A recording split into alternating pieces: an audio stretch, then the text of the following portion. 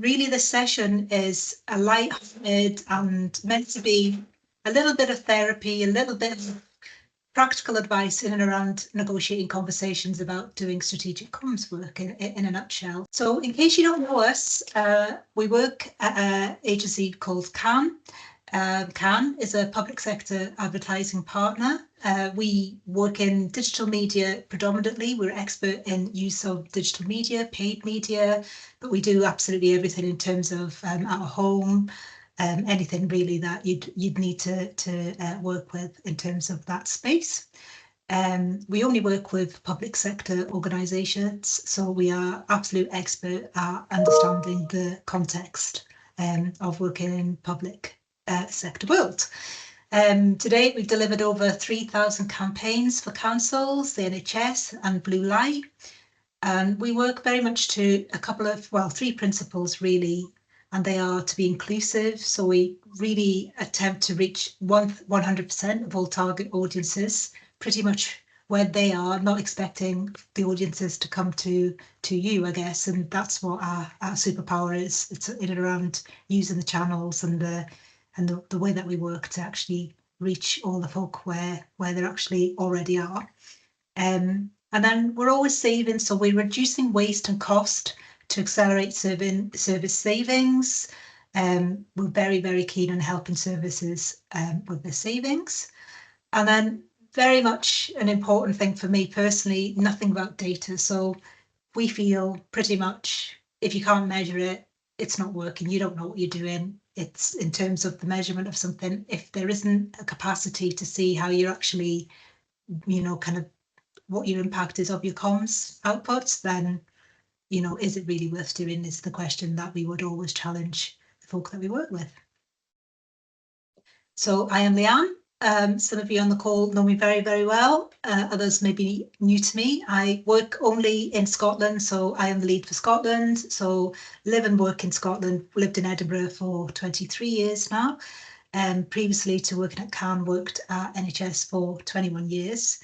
I'm a CIPR chartered practitioner. So that for me means really that I'm really, really, really keen to support you on real outcomes from campaigns. I'm kind of very, very interested in helping the clients that I work with to be able to report up the line, to be able to show your workings and show what your actual work has actually achieved. And so that's something I'm massively passionate about and able to now offer through my role in CAN.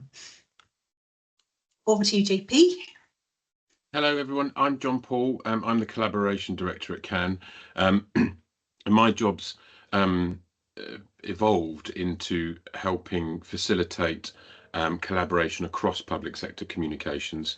My background's in advertising technology, but now more and more it's to do with data and evaluation. And I'm a big fan of if you can't measure it, don't do it. All right, so a little bit of an overview of today. Like I say, I don't really want everyone to sit there, and it is a bit of an interactive session. So we're not really known for being formal in CAN at all. So if you've not been on one of our webinars before, we do encourage a bit of chat in the chat, and this particular session came out of an in-person session that we did recently at an event. So we thought it went down really well on the day, so we thought we'd just do an online version as well. So it does invite a bit of participation. The session itself is just going to be about meeting some of the usual suspects. That means the personas around the blockers that you might meet on a daily. We're going to spotlight a few of those personas. It's very tongue-in-cheek. It is a bit of a laugh, but obviously with a bit of a point underneath it that we understand at CAN that when you're trying to do the strategic work, these are the conversations that you're having on the daily, and these are the conversations we hear on the daily, and we're here to sort of support and help with that, I guess, is the underlying point of it. We look to give evidence-based solutions, really. We've got millions of case studies that we can help you with.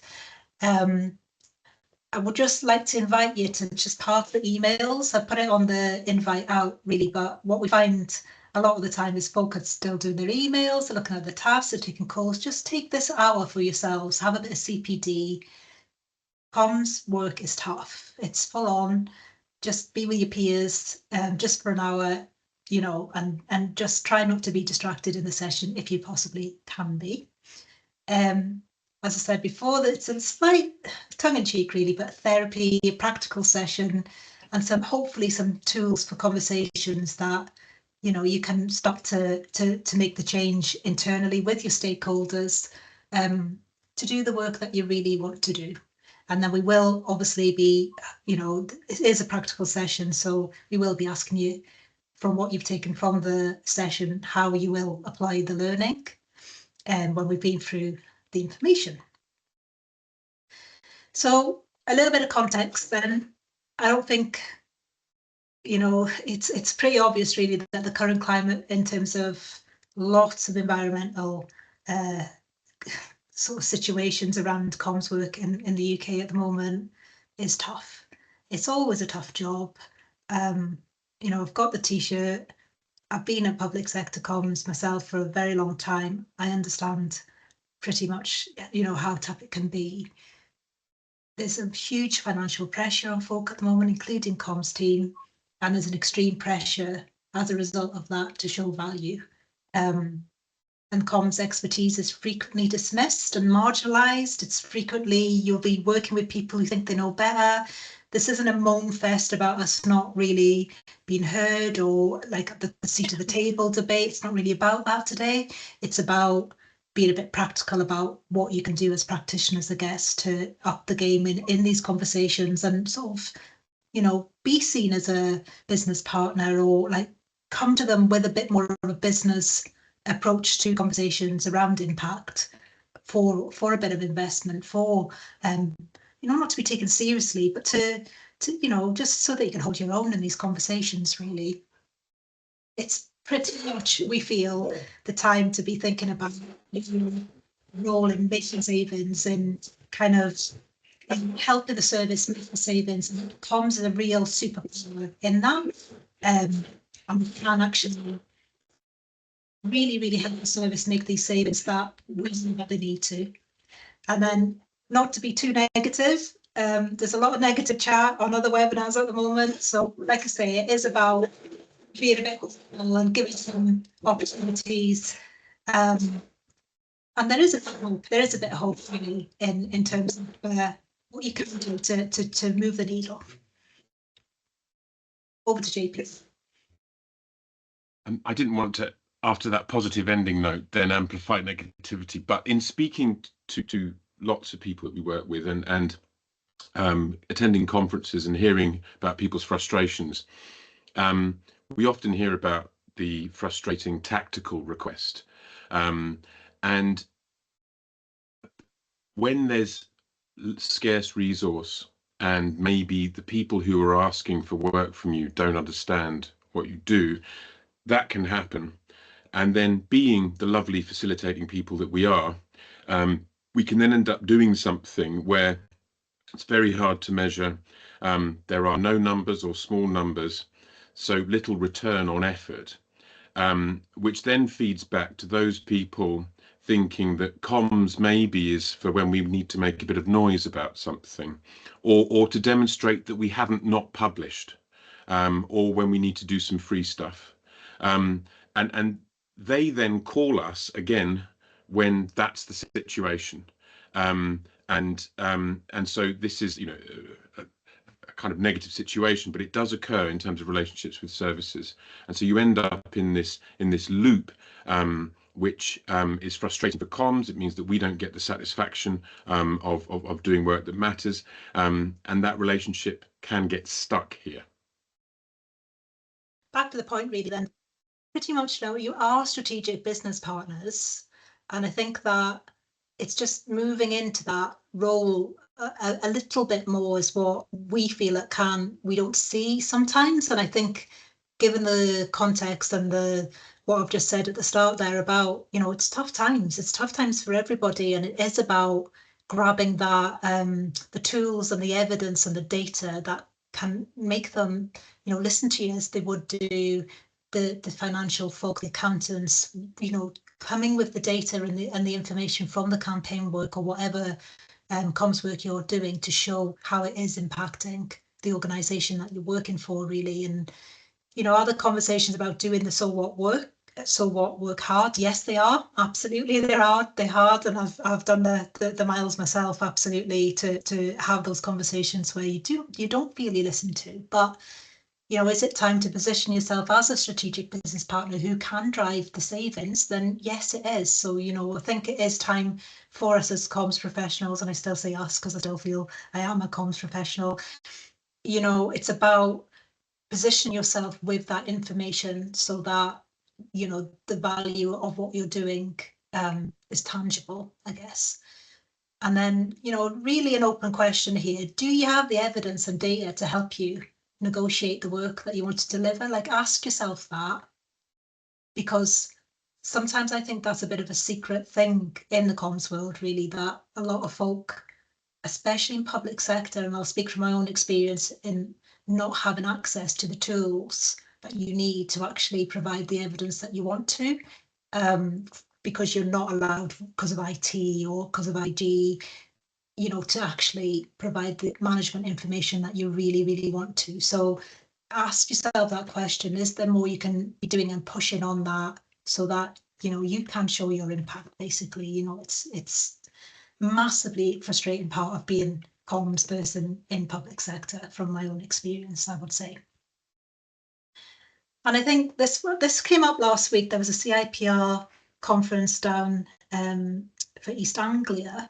Someone I really respect, actually, he was former chair of AMEC, Richard Bagnall.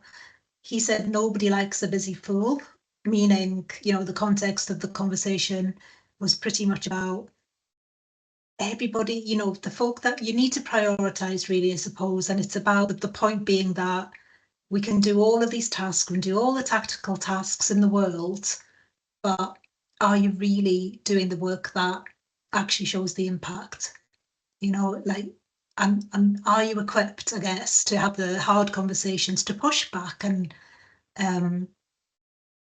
what do you need to have those conversations is another open question, really. What do you need to sort of, you know, square your shoulders off and say, actually, this is not going to make any difference. This publishing mindset, this doing this in this current climate of comms with algorithms in a digital sense, it's not going to work. So this session is a little bit around addressing that, hopefully giving you a little bit of a boost to have those conversations which will be obviously in front of you for sure. If you're doing a comms job, it's part of the job. Right, here's your first bit of interaction, and really hope that you'll join in a bit and enjoy the session. As I say, it's not a formal session. I want you to just sort of get involved a wee bit and have a think about a few things as we go through.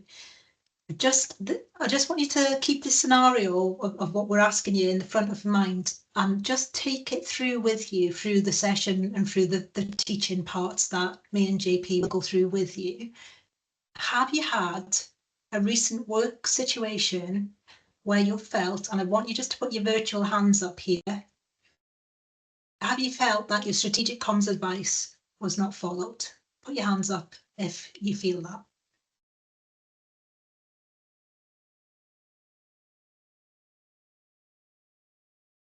Oh, you must. Yep, pretty much all of you, which we'd expect. And if you put your hands down.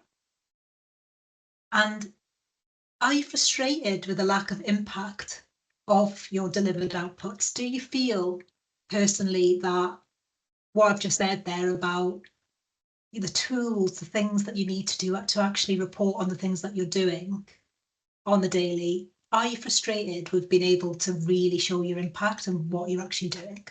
Put your hand up if you feel that's the case.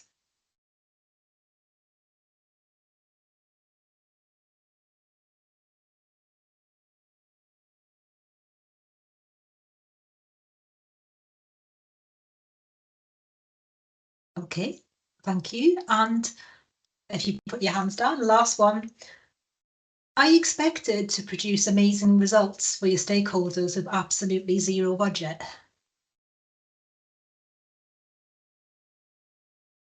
I would expect most folk will, at the moment, will be saying pretty much yes to this. Just be a magician. I don't really go in for the like with the fairies and the comms world chat too much, but I do think the absolute horrendous lack of budget to actually do impactful work is probably one of the hardest things that we on a daily see. For the folk that we work with and we talk to, you know, you're expected to create absolute magical things out of absolutely nothing, basically, most of the time. Okay, thank you. Thanks for joining in. So back to that scenario now. I want you to think about a situation as we go through this session. Just have something in mind, make a note, something that you can almost work out. It might be something that's, you know, is coming up. It might be something that you want to work back on. Think about a work situation where you did meet a blocker and where you wished that you could have had somebody on your shoulder sort of giving you a bit of advice about how to negotiate in that situation in terms of doing the strategic work, doing the so what work, doing the stuff that you know actually matters, and you know, just reducing the tactical sort of elements of the requests that we often get as comms practitioners. So we're going to move now to meet the blockers. Again, back to, this is just a bit of fun really, but obviously we've got underneath that, you know, slightly serious point to make that we know that you'll be meeting these folk generally.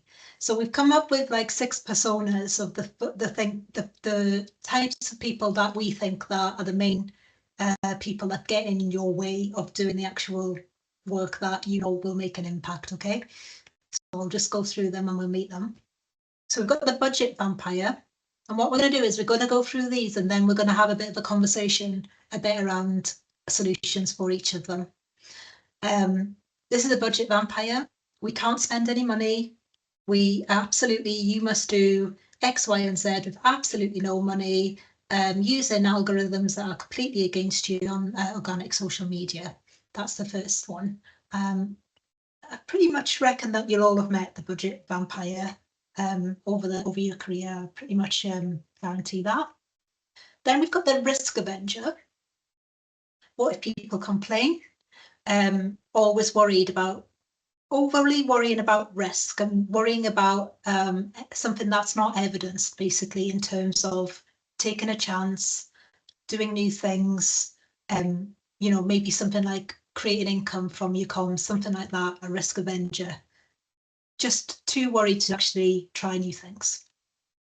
You've got the freebie fanatic, who is very much linked to the budget vampire. Just post it on the socials and paid isn't needed. Absolutely no sort of recommendation of using paid or even any kind of need to or want to have a look at how that can actually make you more productive as a team. You've got the approval hydra, so 20 people need to sign this off. I think anybody working in public sector comms, if you've not got at least 10 people who need to sign it off, you're doing absolutely amazing, quite frankly. And then you've got the tradition troll. Our current way works fine, thanks. We'll just keep on doing the same thing, even though we know it doesn't work, because we know that from the evaluation. If we've done an evaluation, our current way works fine, thanks. No change needed. And then my favourite, this is my favourite, the quick fix goblin. We just need immediate results only. Just do it. No, we don't care that things have to be planned in and strategically matched to the priorities of the organisation. Just get it done. Normally, your CEO is the person, you know, they're the best person who gives out that particular advice. So next, interactive, a little bit of request for you here is, we're just, for these personas, we're going to pick 3 that we will kind of go through into a bit more detail, that we know are the main ones that we will give you a little bit of advice around. But then what we'd like you to do is just pick the ones that you want us to deep dive into, ones that we want to sort of have a bit more of a conversation about how you would address some of these blockers in your conversations, in the negotiations you're having to do the work that you want to do. So just click on as many as you want in terms of which ones that you would actually like us to go into in a bit more detail. And JP is going to do a few sort of teaching notes on some of these. But I think one important thing with a quick fixer is to help them become better in the future. So a first important way to start this conversation is to say, well, look, okay, you've come to me a bit late, but if I help you this time, will you come to me earlier next time? I can be a lot more effective when I've got more time and we can get underneath this problem. So get them to agree to that, so they sort of acknowledge that last minute is not optimal. Then I would ask them to say, well, how will we know if this has worked? And that hopefully triggers in their minds thinking about, well, what's the point? What are we trying to do? How many people are we trying to meet, to reach, and what are we trying to make happen? And then also, if we do this, if we do what you're asking, the if is an important word. You haven't necessarily agreed to the to the request yet. Do you think that will lead to a lasting fix? Or will we just need to do this all again in a few weeks' time?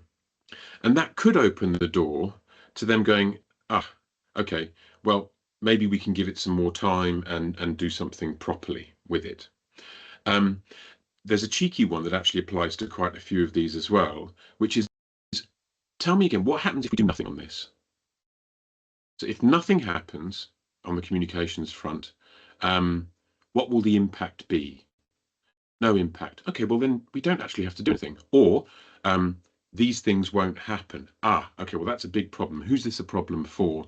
And it can help you move back into that strategic conversation around planning and resource. And it gives you the window to gently suggest that communications is actually about solving problems, about accelerating savings, about long-term fixes to problems that they have. Some people have systems like, which of these priorities in the organization does this align with? Which can be quite official sounding and might work.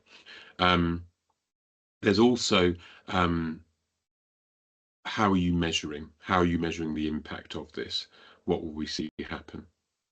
Approval hydras. First thing I would ask is, can I have a look at your stakeholder matrix?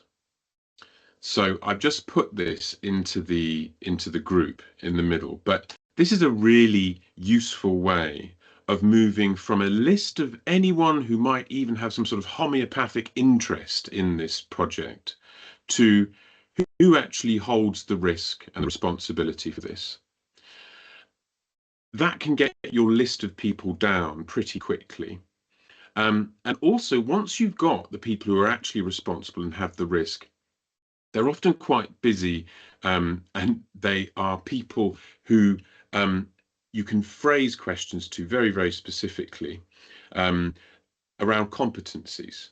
So these are people you could speak to around what needs sign off for what with the people who actually have the power or the risk. And often people who hold risk are very happy to let other people take responsibility and move with it and take the advice of those people. So first thing is, get the list of people suggested down. And this can be sound like a bit of a buzzkill in a collaborative, engaging initial phase of stakeholder engagement. You should not be doing approvals or requesting approval at that phase. But when it comes to needing sign off, needing a view on who's happy with what stage, identify really who the key players are, and then present to them what you're suggesting and ask them to intervene if they have a problem with anything that you're saying. I also think it's really important to, when talking about risk, ask a bit of a cheeky question, but who in this organization is responsible for reputational risk around this? And often That's the communications team. On the risk register of this organisation, where would this risk sit? And if it's reputational, it would be ours to handle. And do you have faith that we can handle it? So whittling down, getting permission to proceed, understanding who holds what risks actually. We often see, for example, digital teams making reputational risk and policy decisions. We often see comms people almost drafting policy for people, so that there is this risk about ending up with the wrong responsibilities. But in the instance of this project, what are the actual risks? Who makes the decisions, and where do we go from there? I think asking, do you think we can handle this? Because there's another issue with approval hydras where any risk is sort of treated equally, and some risks need to be quantified. So might this cause some sort of concern? Yes, it might. But what proportion of our resident population would that be? And what do we actually need to do about that? So helping people quantify various risks, helping them understand that nothing is without risk, and also that there is huge risk to not acting, can all be ways of thinning that down and trimming that sign-off list. Another key tactic in this is to actually engage target audiences. So how about we see what the residents actually think? Or this message was co-created with residents. It's what they've said they want to hear. These are the people who are actually consuming this message. Helping people understand that maybe they're not the target audience can also be very powerful. Okay, so I've got the quick fix, the approval hydra. Oh, we've kind of done approval hydra and risk avenger there in one. But the same sort of principles, I think, can apply to both. The traditional troll, I would ask them, so how's that going then? Do you have what's your evidence for this working? Do you think there's any way this could be optimized? Do you think there's any room for improving? Since you started doing this, all of these things have changed. Might there be some room in trying something new? Would you be open to allocating a portion of your budget to trying this new tactic? We've seen other organizations like this, like ours, invest in these kinds of things. If I could show you what they've done, would you be open to trialing it? Traditional trolls could be actually saying, I don't think there's any value in changing tack. And that's always challengeable, I would suggest, gently challengeable.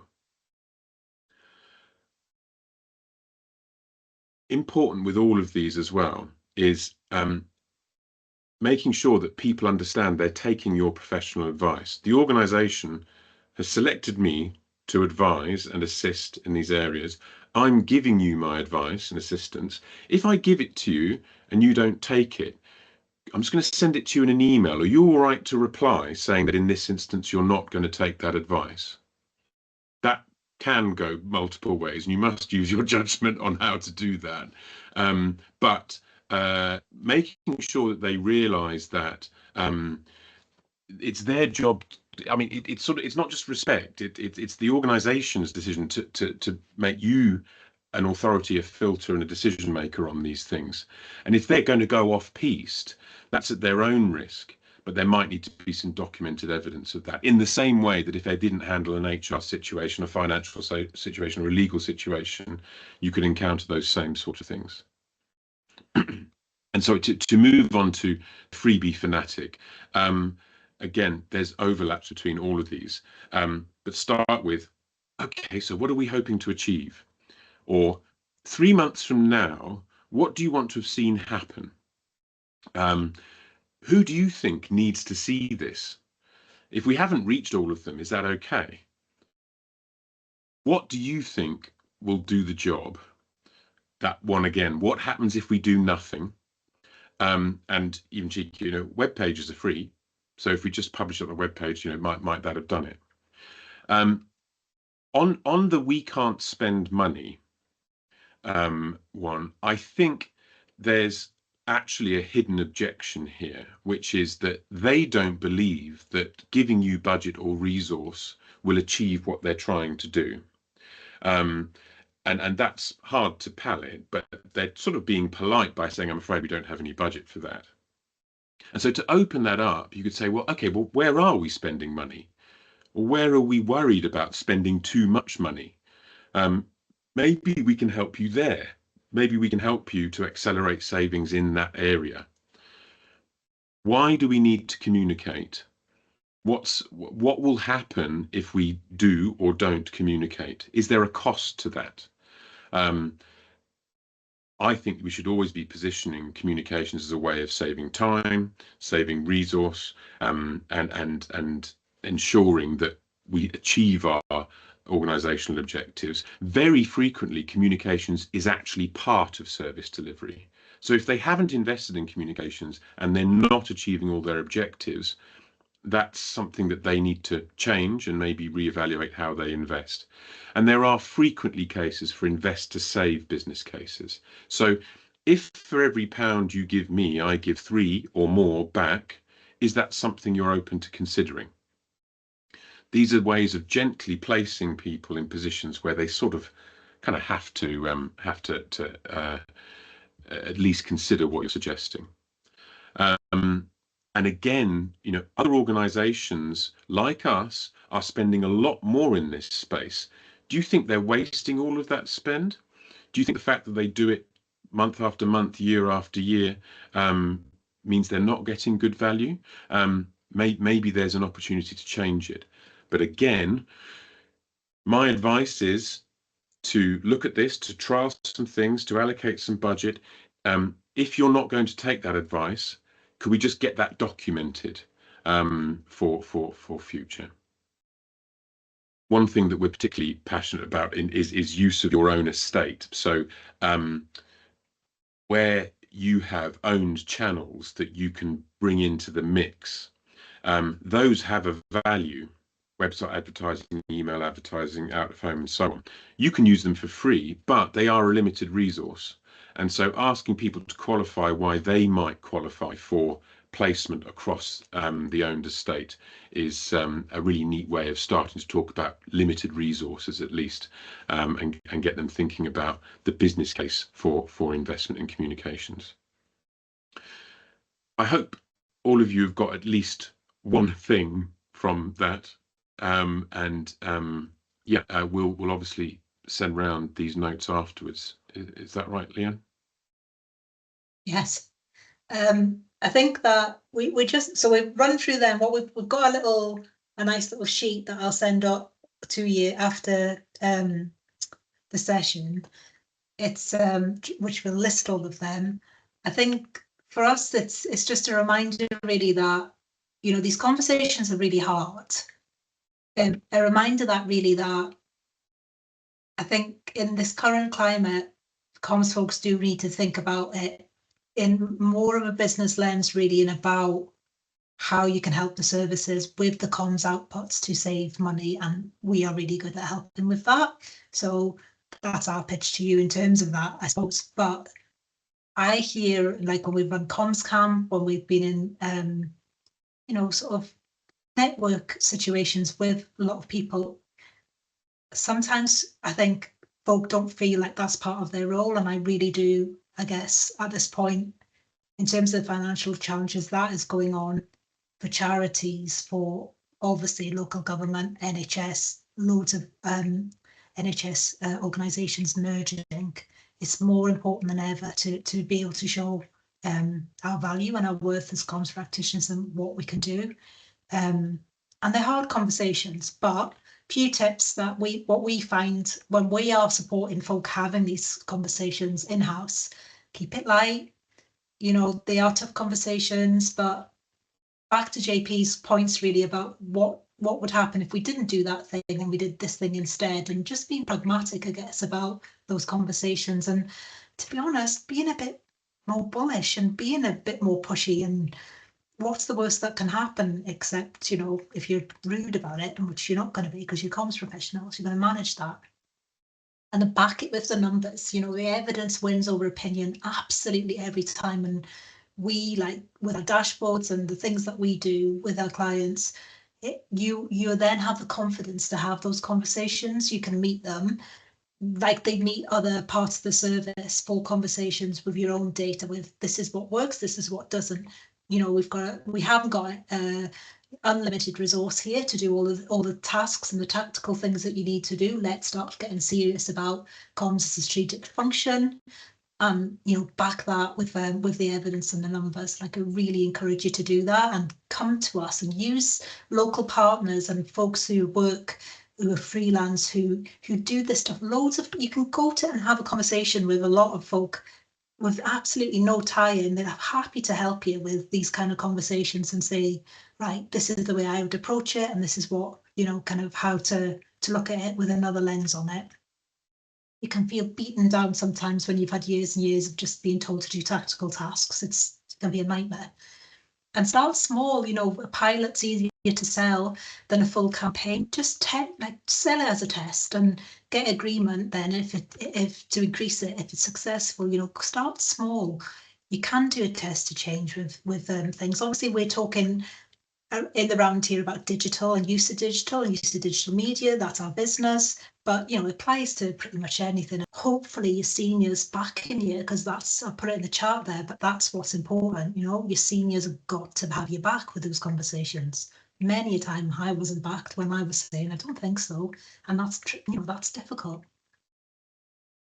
So I'm just going to ask you to do one last thing, which is just to get you to do a little bit of work, I guess, is in your next negotiation or that scenario that I asked you to think about at the start of the session here, tell us in the chat your key learning point from the session. What are you going to try? Is there anything that you think I'm going to try that from any of the budget and any of the blockers that you will have come across a million times that you've got in your mind? This is what I'm going to try. This is how I'm going to show the impact or lack of impact of that. Is there, you know, what can you use from, like, how can you do training to make sure that you know how to use data, for instance? Anything practical that you can just think today can take something practical away from this session where you think, right, actually, I am going to pull my socks up on this particular thing. I'm going to find out a bit more how I do this. Like, it could be use of dashboards. It could be, you know, thinking about using paid media for certain, you know, spearhead campaigns that you think, no, actually, organic is not going to cut it. It's not going to do anything. We need to find from the service or from the stakeholders a bit of investment here. Let's have a go. Asking what's going to happen if you don't do it is actually really, really simple, but really, really effective. I've seen it live and it does work. It does work.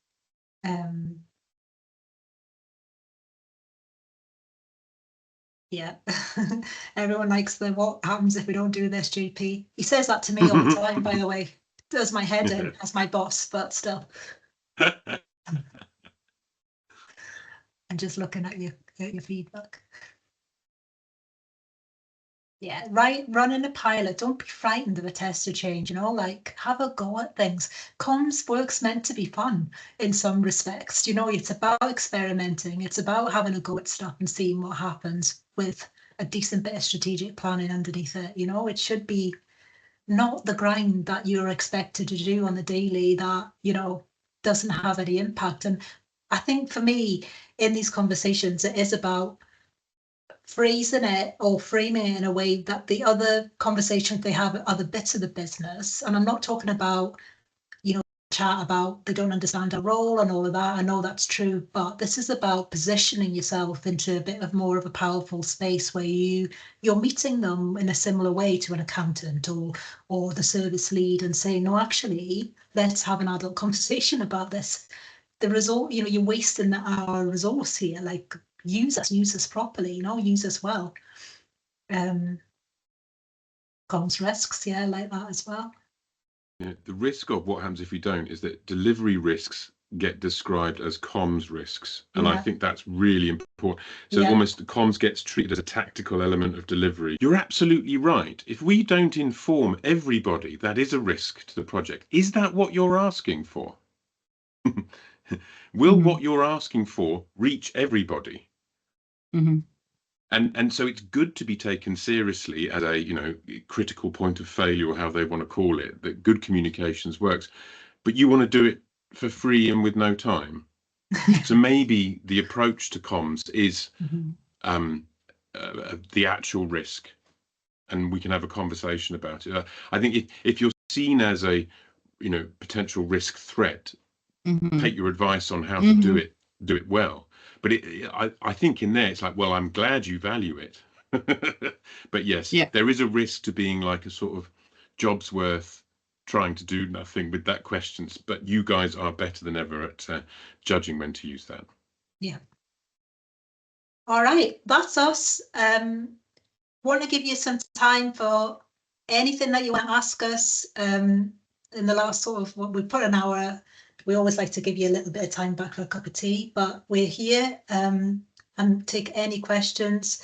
Obviously, our business is paid media. If you're working in Scotland, just send me an email. I'm always happy to have an informal chat,